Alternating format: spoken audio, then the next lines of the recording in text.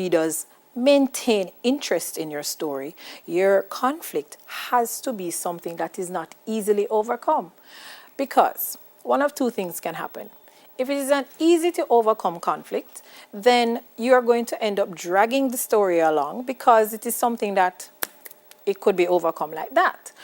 Or you're going to end up having too many trivial things happening to your character in order to overcome this conflict that really wouldn't take very long to overcome. So it must be something that they have to struggle with, something that they have to fight with, something that they have to do different things to overcome. So it can't just be something that they just wake up one morning, boom, we're done. That won't work. That won't be interesting, and you won't have much to write. Now, it must happen to characters that the readers care about. Your reader has to care about this character. So when we looked at character development, we looked at different ways for you to develop the character in such a way that the character becomes significant to your reader. Now, after you have done that, or while you are doing that, then this conflict now is going to take over, and we, the reader, are going to be so involved in it that we want to see this person overcome these difficulties. We want to see this person be the best version of themselves. So the conflict must happen to a character that we care about. So create a character worth caring about, and then create a conflict that will draw us in as the reader, that will pull us to say, yes, John, go ahead, do it. We're cheering for you. Now, the conflict results when a compassion-worthy character wants something intensely. So again, it has to be something that they desire. So perhaps it will be something that they have to overcome, something personal to them. Whatever the case is, it has to be a conflict that they want to overcome and we want them to overcome. And it must be that there will be significant obstacles to them achieving this. So there must be instances where at some point we must doubt that they're going to achieve it. We must wonder, how are they going to achieve it? Again, you don't want your story to be too predictable. So you want to ensure that you put obstacles in place that the reader is going to say, how is he going to do this? How is she going to do this? And you have to make sure, of course, that anything that happens is also relevant to the story at large. So you don't just put things in there just for the sake of putting it in there. You put things in there to build your story. So the idea of layered conflict comes to mind now. Now, if you think of the word layer, you have different types and you put them all together. So you are going to layer your conflicts, meaning you're not just going to have one type of conflict and that's it for the whole story. You can have a central conflict, and then attached to that, you have different minor conflicts that are connected to it, that contribute to it. So you're going to put various types of conflict that are all interconnected, and you have one major conflict that your story is going to be centered around. Now think about the idea that every novel has a major conflict, and then within that novel, you have different characters, or even the same main character, experiencing other types of conflict as they try to overcome this major conflict. So think of any adventure movie you have watched. The big adventure is the big conflict, but throughout the movie, you'll see different characters at different times having to overcome different things. Then you can have the external conflict now that is more complex. That one everybody has to face, or your main character is the one who has to face it alone. You can decide. So either your main character alone will face this, or it is a conflict that affects everyone, even though it is your main character who is going to be the one to be the hero of the day and save the day and help everyone. So the purpose of conflict. So you have to have the conflict. Now we need to know why you have to have the conflict. The most obvious thing, conflict keeps your story interesting. It is what you are going to read to find out what is going to happen next. If you have a story with no conflict, then you don't have a story really. You just have a little narrative of maybe a day's events, a day in the life of. And nothing spectacular happens. There's nothing to overcome. There's nothing. You're just narrating the day's events. It's almost like you're doing a descriptive piece. So the conflict is there to build interest in your story, to make the story more conflicting, for lack of a better term. You want something that is going to hold your reader, that is going to interest your reader, that is going to keep the reader reading. Now, it gives a sense of uncertainty. You have a protagonist, you have a problem. There must be some level of uncertainty as to will this person, will this character be able to overcome this obstacle you have placed before them. So this now is going to really pull your reader in, because your reader now is going to be critiquing it. Why did he or she do this? Why they never do this instead? How long is it going to take for him to overcome this issue? Those are some questions that your reader should be asking as they are reading. It shouldn't be a case where from your reader gets through the first paragraph, maybe the second one, then they know everything that's going to happen. No. Your conflict should be so designed, so crafted that they have to keep reading to figure out how it's going to end, how it's going to play out. Now, of course, if there is no conflict, then your main character has nothing to do. Your main character is just being described, going through an ordinary day, doing ordinary things. As I said before, no conflict, no story. If you think carefully, when you're learning about story writing, you learn the elements of plot: conflict, climax, resolution. Those are the basic elements. There are other sections to it, but those are the three basic elements. Now, if there's no conflict, then how are you going to arrive at a climax? And if there's no conflict to arrive at a climax, then what are you going to resolve? So now, we're going to look at the different types of narrative conflict. Now, the two major categories, you have internal conflict and you have external conflict. So keep that in mind. And remember, when we're layering, you can include both. Now for the nature of the internal conflict. So the internal conflict centers on the plot. Now, what happens is there is an obstacle, yes, but the obstacle is directly connected to the plot and also directly connected to your main character. Now, it is an internal struggle, so it's psychological. It is something all in the character's mind. Remember, internal means inside. So whatever problem is happening, your character is facing it themselves on the inside. So it's not an outside force that is causing the problem. Outside forces can perhaps make the problem worse, but the real root of the problem is in the character's mind. So you have to think of something that your character is struggling with that is not necessarily as a result of someone else causing a problem or creating a situation for the problem to exist in. So the main character is experiencing some sort of inner turmoil. Your main character is going to be going through some kind of emotional pain. Your main character is going to do all of this, and all of this increases the tension because the reader now, who is seeing into the mind of your main character, has to wonder how on earth can this person overcome?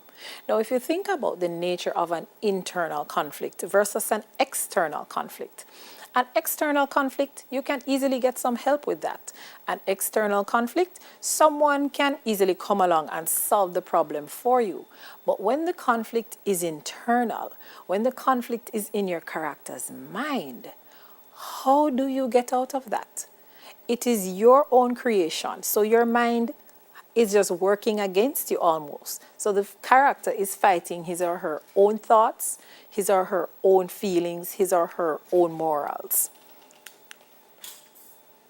So the inner demons of the character are what is being battled. Now you think of things like addiction, that is something that only the person who is addicted can overcome. They can get help from other people, but the ultimate decision to overcome the addiction lies within the person who is in the situation, who has the addiction. So you have things like that. On a simpler scale, you have people who have problems with, perhaps they are shy. No, you can have your character have to overcome shyness, and it can be a very interesting internal conflict based on the situation they're in. Your character is afraid to speak up, but they're in a situation where they need to speak up. Perhaps the fate of the world rests on them being able to talk to a particular person and convince them of something. So you can have that internal conflict that will make your reading interesting. So the characters' inner demons, things that they have to struggle with, things that they have to overcome for themselves. No one can do it for them. They have to do it within themselves. Your character could also have an inner moral conflict. So your character could be faced with committing a crime or committing some atrocity. And they have to decide, should I do it? Should I not do it? Your character could be a member of a gang. And as part of the gang initiation, they have to perhaps assault someone. And this character might have reservations about doing it, especially if the person he or she is to assault is someone they know. Maybe a little old lady that was always kind to them. So they would have this moral internal conflict now. Should I beat up Miss Maisie? And Miss Maisie is always the one who gives me dinner when mommy is late from work. Miss Maisie is the one who called me over and taught me to read. Miss Maisie is the one who did this for me. Miss Maisie is the one who helped me through school. And now he or she is faced with the idea that they have to hurt her. So that can be a moral conflict. So that is something that it crosses the line. And they have to decide, do I cross the line or do I stay on the side of right? Now, another type of internal conflict is where your character might just be striving to be a better person. So they might be in a situation where all along they have been written off. They have been performing under par. They haven't been doing the best that they could do. And now they have an opportunity where they can improve themselves in some way, shape, or form. So now they have this struggle within themselves. Perhaps it will require more discipline than they normally have. Perhaps it will require more work than they normally do. So this is an internal struggle now that is for their own improvement, for their own betterment. And they have to decide how it is they're going to go against what they normally do in order to become a better version of themselves. So the next type of conflict would be the external. And the first one we're going to look at is, we're going to look at examples of this type of conflict, man versus self. So here's one that you should be familiar with. Elsa in Frozen.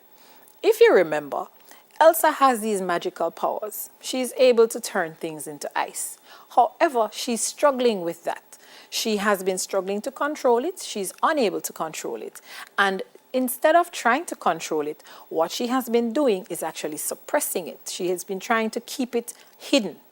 And then there comes a point when she cannot hide it and she ends up hurting someone she loves. And the story is so set up that we start to believe that she is the antagonist based on how she is struggling with this issue that she has. So these powers that she has, these supernatural powers, are beyond her control. However, she is the one who is trying to suppress it, and when she can't suppress it, it goes out of control. Another one you might be familiar with, in Fight Club, the narrator himself, he's conflicted between living this comfortable life that he knows and wanting something more. And that is a type of conflict many people can relate to. You have a life that you're living and you might just think, yes, my life is all right, but it's missing something. Something is missing. It wants more of something. So he is in that situation where he has to decide, does he take control of his life and make it more thrilling? Or does he take control of his life and be content with it as it is? And this conflict is so great that he ends up creating this alter ego. And I won't spoil it for you, but that too adds to the whole conflict of the story. So think of your characters who they are in their minds a situation that they have created perhaps, or a situation that they have to overcome, but no one can know about it, no one can help them, or no one is the reason behind this issue existing in the first place. So now we can look at external conflicts. And here are the types. So you have man versus man, which is the most common one. We have man versus nature. There's man versus society, versus fate or destiny, versus the supernatural, and versus technology. So you have a whole range to choose from. So let's look at, as I said, the most common one. So of course, by virtue of its name, it's one character versus another character. In this situation, your protagonist versus the antagonist. Remember, the protagonist is your main character, the one who has to face the conflict, and your antagonist is either the one who creates the conflict or makes the conflict exceptionally worse. So it could have existed already, and they're just adding fuel to the fire. Now, in this type of conflict, it is understood that it's good versus evil. So the good guy versus the bad guy. Sometimes the good guy is the underdog as well. So you might have a case where you have this very powerful character who is the antagonist, who rules everything, who makes everybody's life miserable. And you have the protagonist now who is going to stand up and say no more. This is what we're going to do. I'm going to put a stop to it. So that's a grand scale one. Or it doesn't even have to be that epic. It can simply be two people who are at different ends. So they're at odds with each other. So two neighbors can be in conflict, and one is the protagonist, one is the antagonist. Again, it depends on the type of story you want to create. Now, you have to have two different outlooks in order for this conflict to make sense. It can't be that they're in agreement. So your protagonist and your antagonist have to be at odds. They have to be at opposite ends. So one wants one thing and the other wants something different. So they have different goals, they have different opinions, they have different outlooks. Now, when each of them within themselves believe that they are right and the other person is wrong, then that right there sets up a really standard conflict, but a conflict that can lend itself to many, many, many different outcomes. Because the whole idea is you have two characters who each believe they are correct. They're standing on their moral high ground. I believe I am right because this is how it should be. He doesn't believe so, so he is wrong. And on the other side, I believe I am right because this is how it should be. She doesn't believe so, so she is wrong. So you have these two characters who are like the yin and the yang. They're at opposite ends, and that now will set up a situation for constant conflict. And you can have them having to face off more than one time. They can have different times when they have to face each other, different times when your protagonist looks like they're winning and they don't, different times when the antagonist looks like they're winning and they don't. So you can have a constant back and forth until the ultimate climax. So here are some examples of man versus man. So this one, if you think back to when you were younger and you read The Wizard of Oz, we have Dorothy who has to face off against the Wicked Witch. So right throughout the story, that is the nature of the conflict. She wants to end up seeing the wizard, but all along the way, she ends up encountering various challenges that the witch sets. And if you think of a typical murder mystery, any one of all, you always have the investigator, and then you have the person who is committing the crimes. So the investigator is actually trying to solve the mystery, and the other person now is just there going and creating havoc all along. So what you need to do is ensure that you have a situation that we must not see the investigator just overcoming quickly. We want to see the constant building. As it goes along, then the conflict is resolved. So we are looking now at man versus nature conflict. Now for this one, we don't have another character creating the problem. For this one, we have a force of nature. So it can be a situation where it's some kind of animal. It can be a setting, a physical setting. It can be a force of nature. So a storm, a fire, a flood, that sort of thing. So now your characters have to battle against nature herself instead of another actual character. So here are some examples that we need to look at. So think of The Fault in Our Stars. Now we have the characters Hazel and August, and each of them has cancer. Now their struggle is not with each other. Their struggle is not with any external force. Their struggle is with an actual disease. So this is the force of nature that they have to contend with. They have to deal with the fact that they are sick. And this is what sets up the whole situation for the story that they go through. Think of Contagion. In Contagion, there's a deadly virus that is widespread. Does it sound familiar? And a team of doctors have to try and stop it by formulating a vaccine. Does that sound familiar? So in this case, again, the conflict is with nature itself. So for those two examples, you're looking at a sickness that is taking over. So it's not a person that they can fight, and it's not an internal battle that they can face. It is actual nature itself. Look at this example now. Most of us have watched Ice Age. So in Ice Age 2, when you think of the meltdown, Manny, Sid, and Diego, they discover that the ice dam is about to break. And if it breaks, the entire valley will be flooded. And of course, there will be much damage and loss of life. So they now have to try and evacuate everyone to safety before this happens. So they are fighting against this impending doom that nature will cause.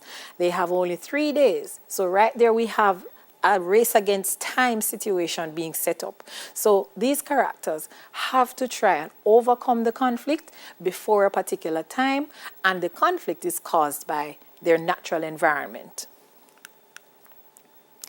Think of another type of conflict now, man versus society. Now, we have looked at man versus nature. We have looked at man versus man. So what do you believe is the difference now with man versus society? When you think of society, what comes to mind? So the whole idea is that the story sets the character against a group of people. And this group of people represent a tradition. It might represent an institution. It might represent a law, a certain law that has been passed, or any other construct of society itself. So they're not up against any one individual, they're up against a system. So it is a system that they have to overcome. And this system can be of any type. So it can be religious, it can be moral, it can be economic, it can be any type of system at all. Now, here are the issues that they might have to face. So it might be some form of prejudice. So remember, you have class prejudice, you have color prejudice, you have racial prejudice, you have gender prejudice. So you have various types of prejudice that they might have to overcome within this system. They might have to face certain environmental issues as well. They might have to face false accusations. And it might be a case where certain characters are being ostracized. That means you cut them off, you separate them totally. So you have a group of people who are cast out because of a certain belief system, a certain moral system, that sort of thing. So let's look at some examples that I'm sure you should be familiar with. Now, those of you who have ever read To Kill a Mockingbird are aware that Atticus Finch, the main character's father, has to come up against racism. And Atticus, unlike the rest of the people within his society, does not uphold with racism. He does not support racism. He believes that all men are created equal. So because of that, that is a man versus society conflict, because here we have this character who believes one thing, but the people who are within his social group, within his society, believe something different from what he does. Now, those of you who have ever read Charlotte's Web know the story of Wilbur. Wilbur is a cute little pig. And Wilbur, unfortunately, because he's a pig, is about to be eaten at some point in time. So in Wilbur's society, he is a meal. He's not a snack. He's a whole meal. So Wilbur now has to face off against this system where he is likely to lose his life in order to feed the people around him. So that is a man versus society situation right there, because Wilbur, even though he's a pig, he's a character, and his struggle is that his life is in danger because the society holds the belief that pigs are food. Now, those of you who've ever read The Handmaid's Tale or more likely watched the series should be familiar with this type of conflict as well, because in this story, we have a society that treats women as property of the state. So women don't have freedom. Women are property. And our main character, Offred, struggles with the restrictions that she has to face. And what makes this story even more compelling is the idea that it has been layered now. So there's this man versus society conflict, but within that conflict, you also have a man versus nature, because the society became the way it has because of pollution, and the pollution led to sterility, and everything just built up in different layers until it got to this point where women now are basically just carriers of the future, carriers of the upcoming generation. Now, another interesting type of conflict, man versus fate or destiny. Now, if you think of fate or destiny, what comes to mind? Something that you cannot change, something that is set, something that is prescribed. So there's no way for you to veer left or veer right. So how is your character going to go against destiny? This is something that is supposed to happen. This is why it makes a compelling conflict. So, of course, the natural thing that happens is that your character has to fight against what is predestined for him or her, what is preordained. Your character has to fight against something that they really shouldn't have any control over. So it is a prophecy that needs to be fulfilled. It is something that has been foretold. A man-child will be born, and he shall slay you. So now your character has to fret about every boy-child that is born, and of course try to fight against that. We see it quite often in the Bible, and we see it quite often in Greek mythology as well, where a character tries to change their fate or destiny. So here are some examples. Now, in Lord of the Rings, what is foretold? Frodo has to be the one to carry the ring and destroy it in the fires of Mordor. So throughout that story, throughout the novels, we see him going through different aspects of life, going through different situations, all with the ultimate goal of being the one to destroy the One Ring, because it was destined for him to do it. Now, all along, there are things that are going to fight against that. And this sets up the whole idea of his fate. Is he really supposed to be the one to destroy the ring? Ultimately, we see that it is him, but it isn't him. But he does end up fulfilling and resolving the conflict of destroying the ring. If you think of in Game of Thrones, there are several destinies and several fates that are brought up. Now, the ultimate one that drove through the entire series was the fact that the Night King was fated to return. He was destined to return. And therefore, all the characters have to face that destiny, have to face that prophecy, have to face that fate. So all the characters have to deal with this impending doom. And of course, those of you who watch it know how it ended up. The next type of conflict, man versus the supernatural. And this one is, it tends to be a little different from the rest in the sense that there is magic involved most often. There are supernatural beings. So this one has a more fantastic spin on it. So we have a character who has to face things like vampires, werewolves, aliens, ghosts, anything that is outside of the human realm, so to speak. So this is supernatural because we have a human being or a character who is limited in capacity, who has to face off against something that is grossly out of their range, out of their realm. So for this situation, you have a character who definitely has the odds stacked against them. In this situation, you definitely have a character who will have to learn special skills, perhaps, who will have to find special items to help them, who will have to get help to overcome these supernatural beings that they have to face.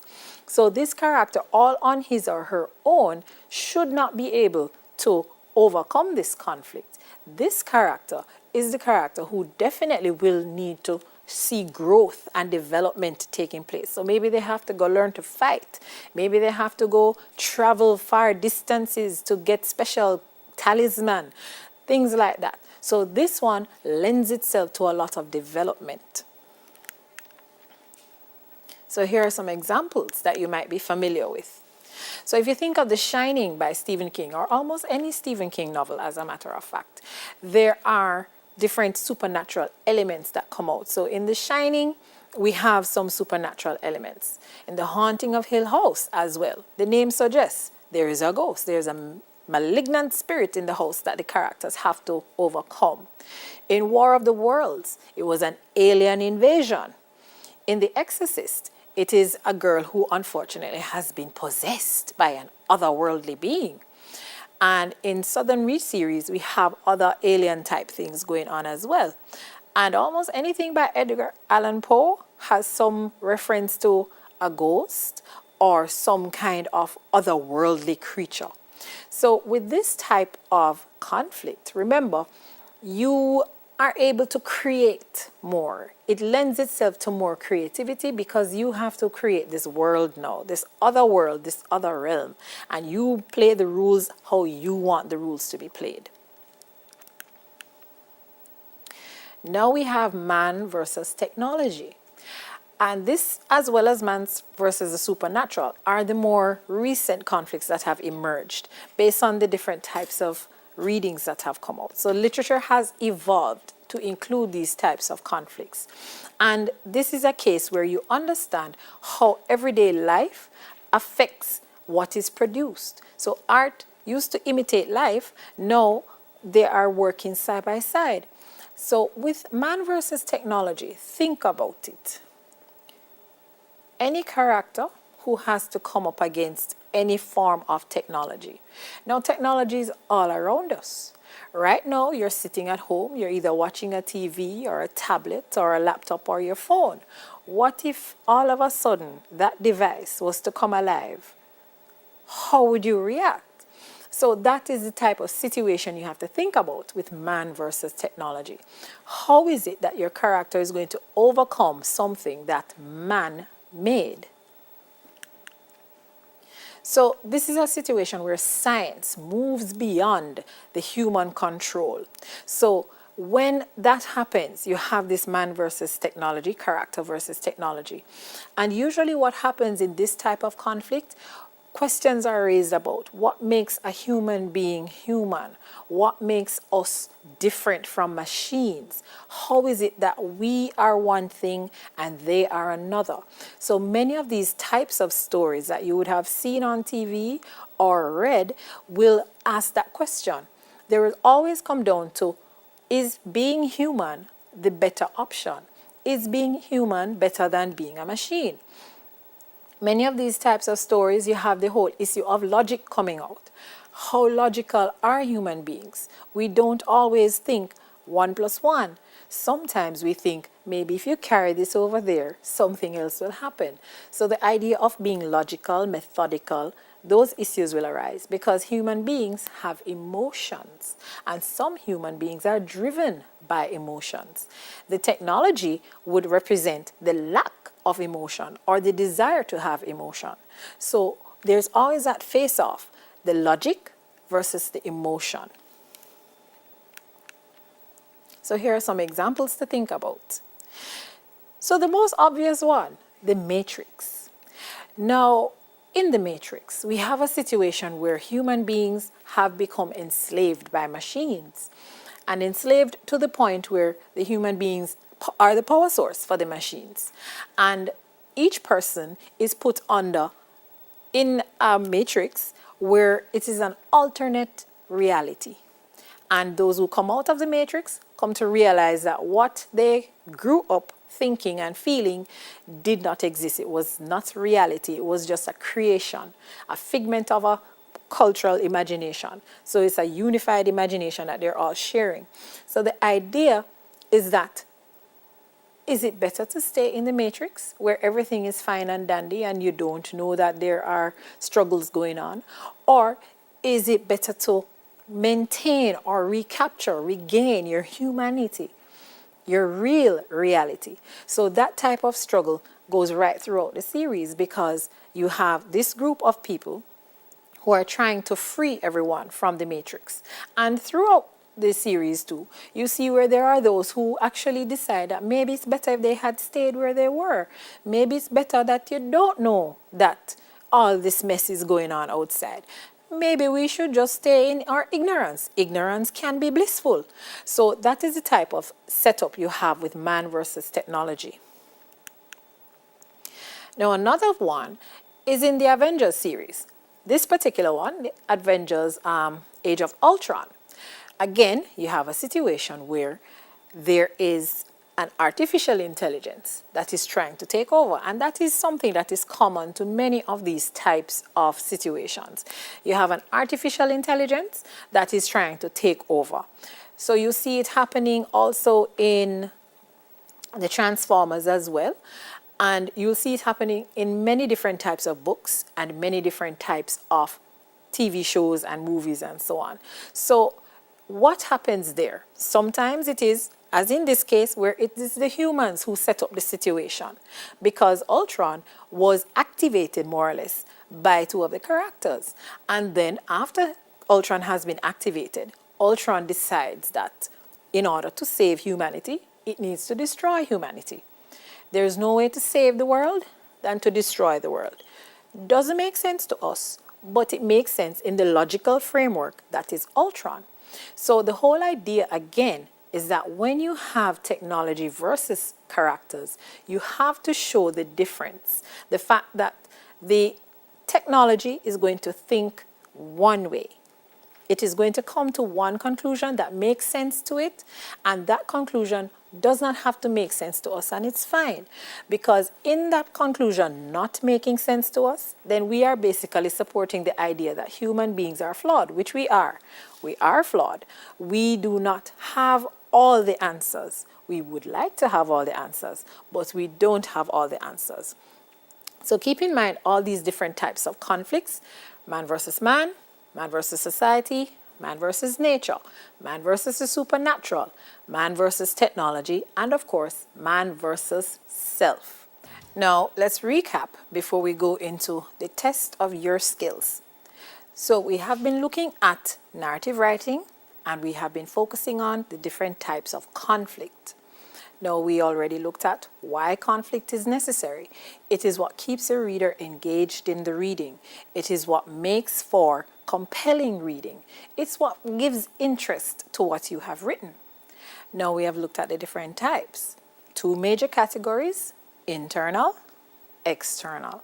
Internal meaning the character has to overcome something within themselves, a fear that they have, an addiction that they have, a struggle that they face alone in their minds. And we have external conflicts that come in various forms. So a character versus another character, a character versus a force of nature, an animal, a storm, whatever the case is, a character versus the supernatural, a character versus society, the rules and regulations that govern society at large, a character versus technology. So keep those in mind as you look at these different scenarios. For each scenario, you need to determine what type of conflict is being exhibited. So let's start.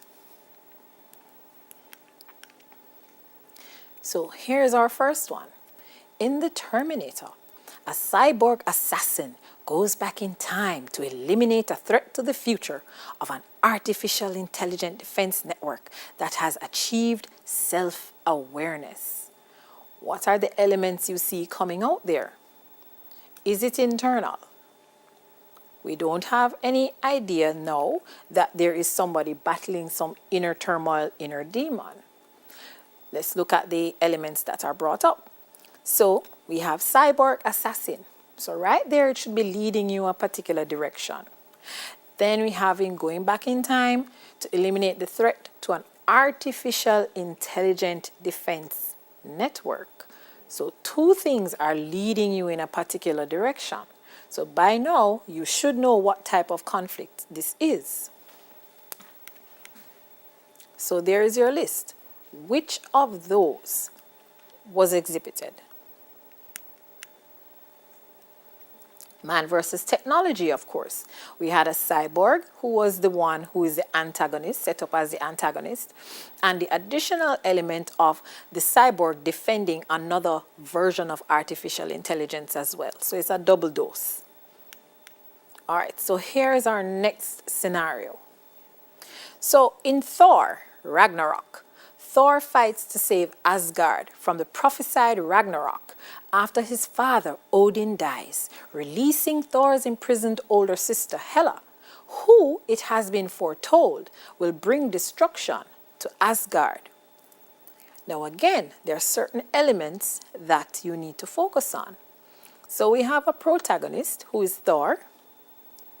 We do have an antagonist who is his sister. So is it man versus man? But then if you look closer, you'll notice certain key words.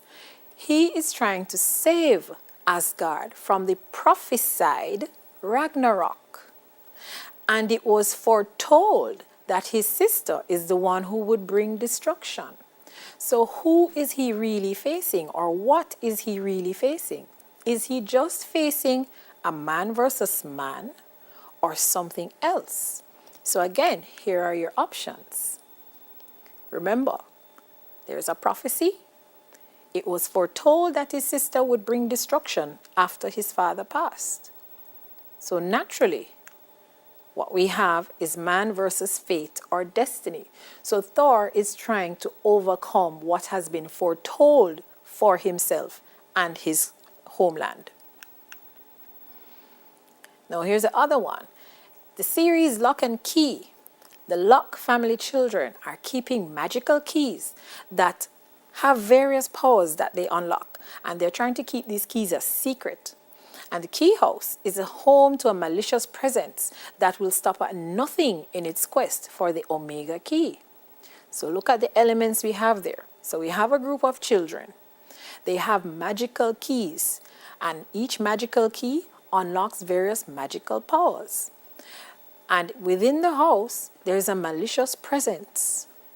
And this malicious presence is searching for an Omega key. So right there we have the makings of what type of conflict.